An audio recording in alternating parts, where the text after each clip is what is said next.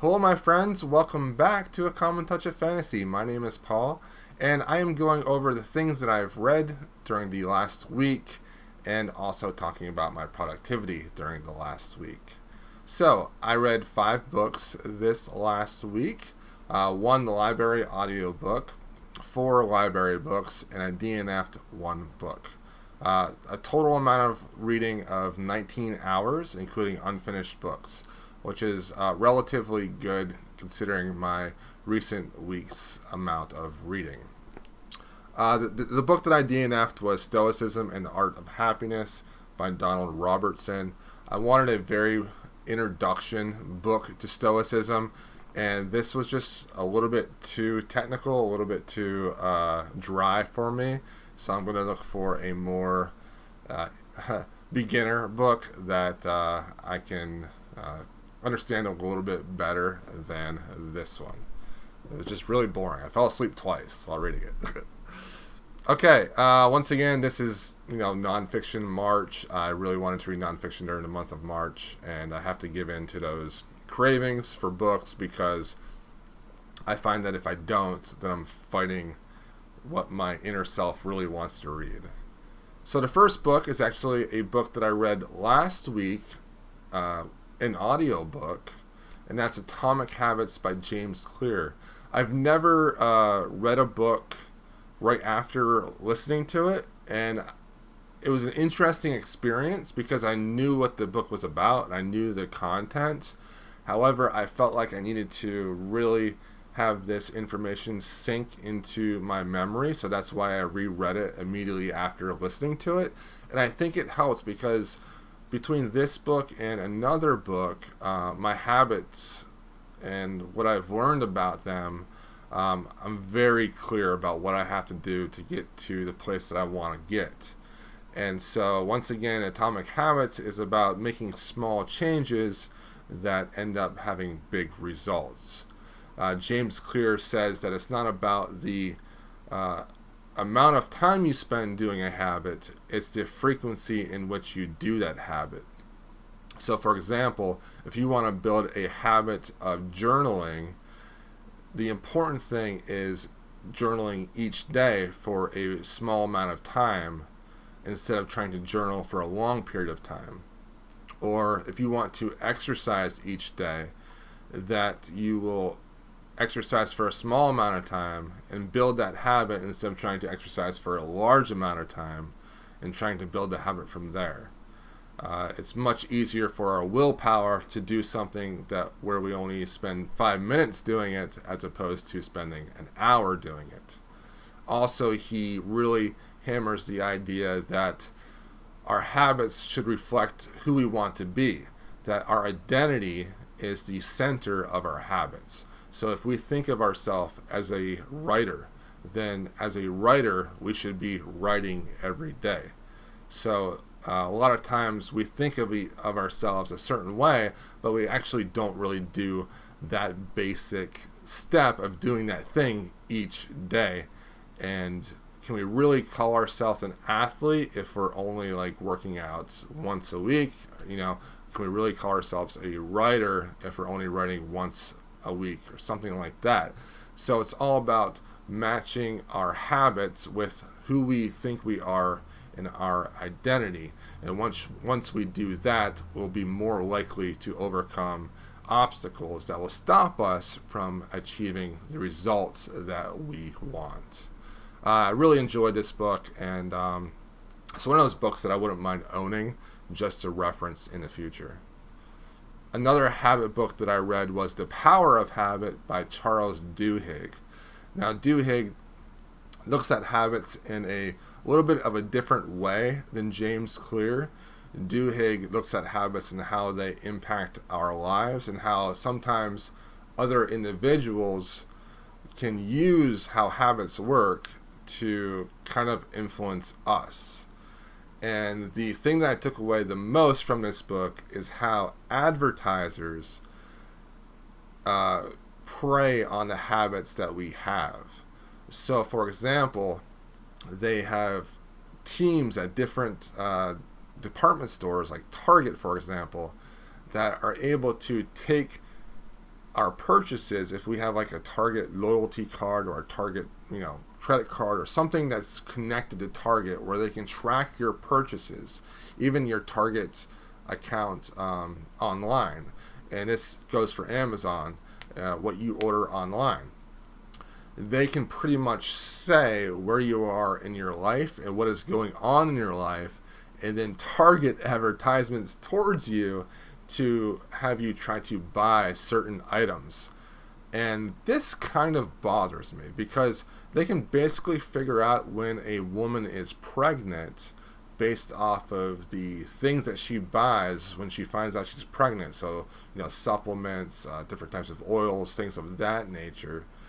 And then actually target that individual for items dealing with babies and giving birth and diapers, cribs, stuff like that.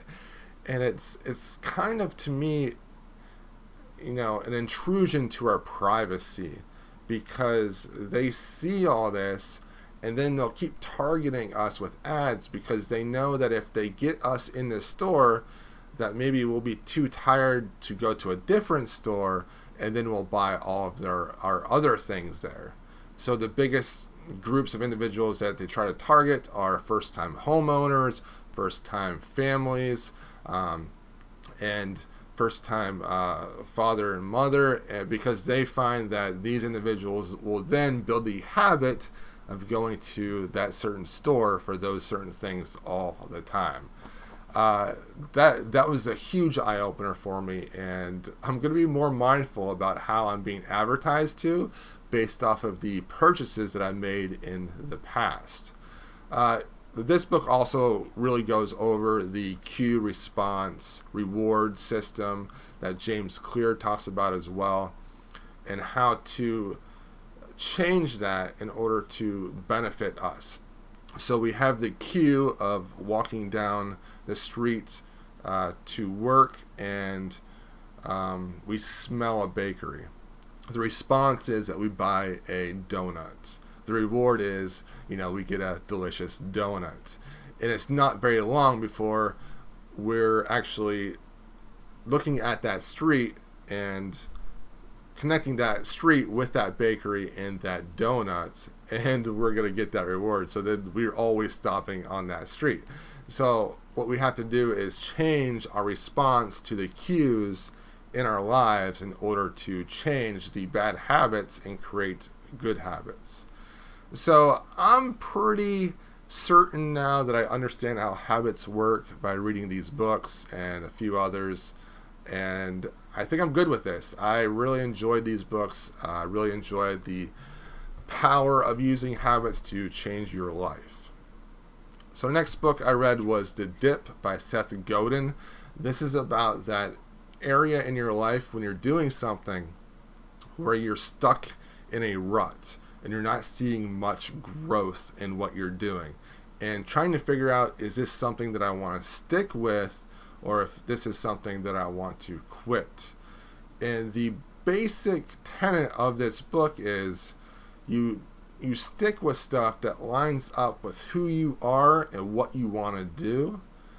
And if the thing you're doing is not really bringing you joy, it's not your main objective, then you just need to quit it. So for example, right now I have not seen much growth on my YouTube channel or my Twitter account, which is not a big deal. And I know that basically that it has a lot to do with the content that I'm putting out, but it's whatever. Well, anyways, it's all about knowing when to start and stop something.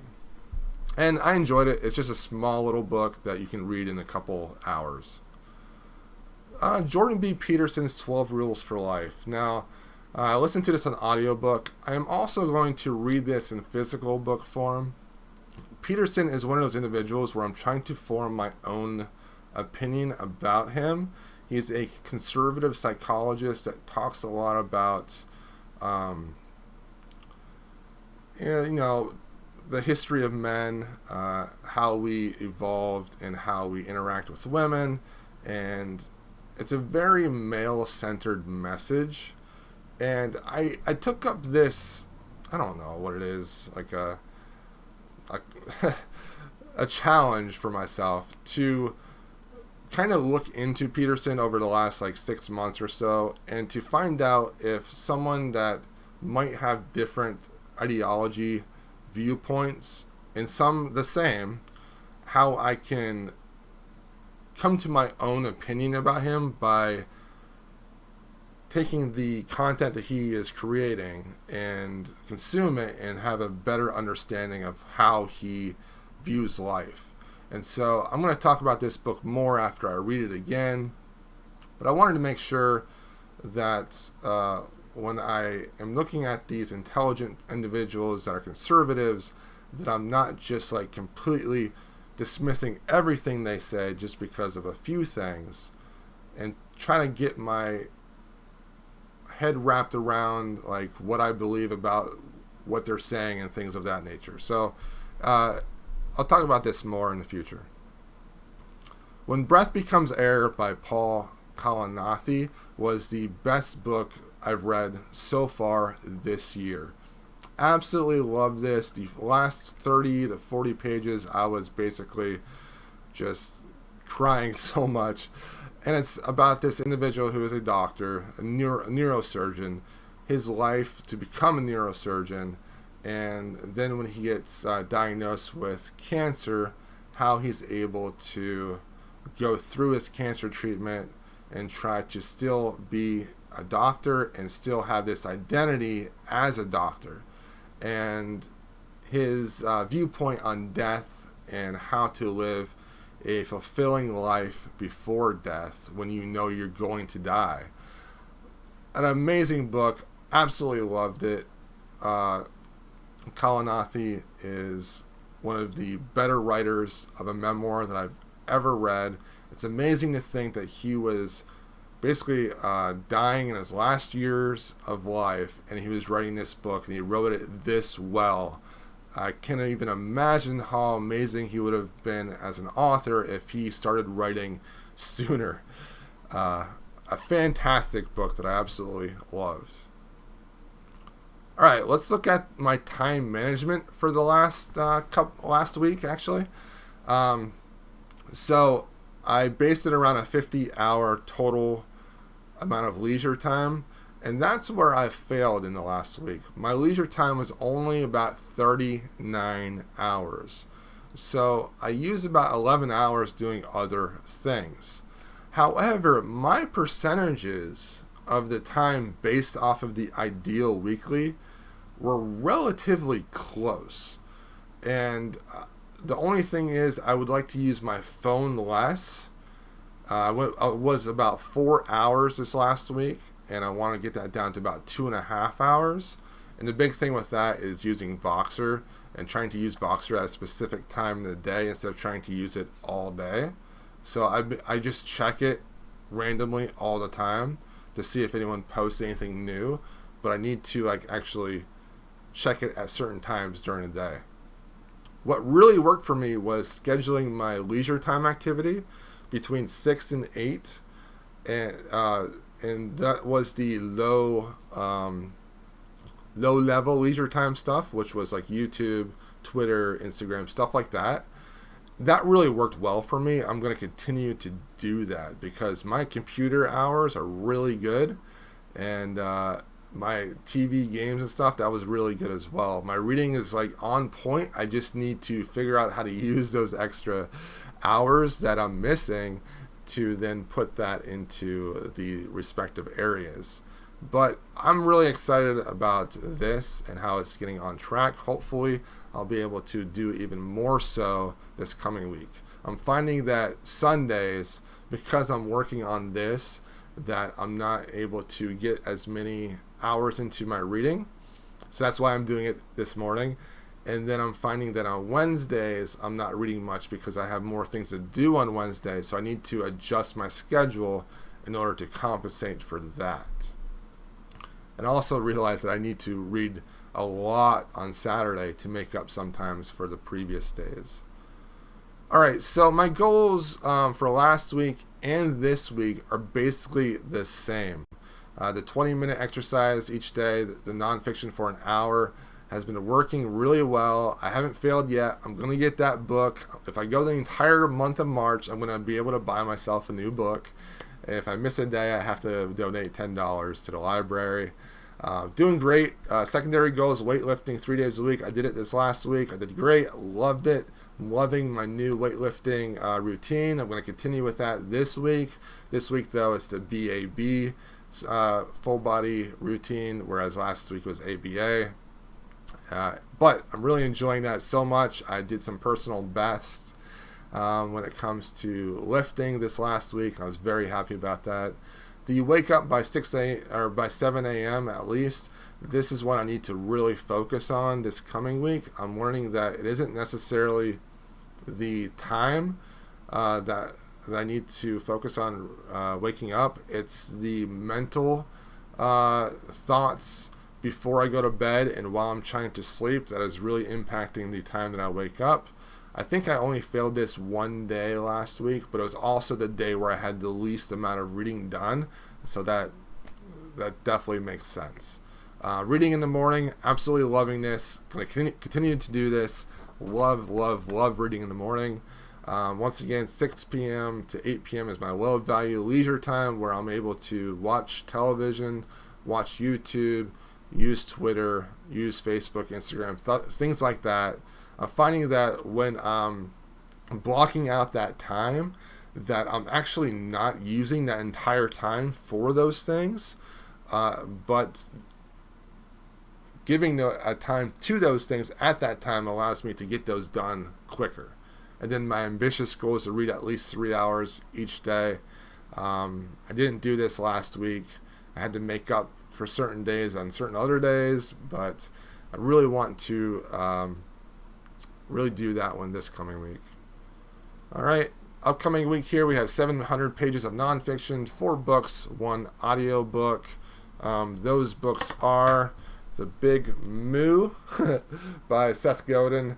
This is just a bunch of entrepreneurs talking about their thoughts on business and leading and how to really be successful. Wild at Heart. This is by John Eldridge. This is a religious book about men in Christianity and how we can still be masculine in a culture of Christianity that, really focuses on being like the nice guy. And so that's good. I'm currently reading Paddle Your Own Canoe by Nick Offerman. This is basically the exact opposite of the previous book because Nick Offerman hates Christianity so much, and that's like the biggest takeaway, that he hates religion, and I don't really care for that part of it. However, it's an interesting sort of read so far. And then I get to read this beautiful book, Myth Atlas by Thiago de Moraes. So this is really cool. I have to show some pictures real quick. So it takes all the myths from around the world, about 12 of them, and it talks about each different myth and the gods and the main myths that comprise those. For example, here's what the Aztec myths and gods page looks like. Absolutely love this so much. So it talks about each god, gives you information, amazing illustrations, and then gives you a little bit more about it. Here is the Indian, the Yoruba, I think that's how it pronounced that. I believe that's one of the Indian ones. I don't know, actually, to be honest. Like Native American myths. Look at this. This is so cool. So basically, this is a children's book, but I'm going to learn a lot from this. I would have loved this book as a child, just because in my mind, I'm a very visual learner, and having those illustrations would have helped so much. Okay, so that's it for me this week. Thanks for watching. I'll talk to you guys next week.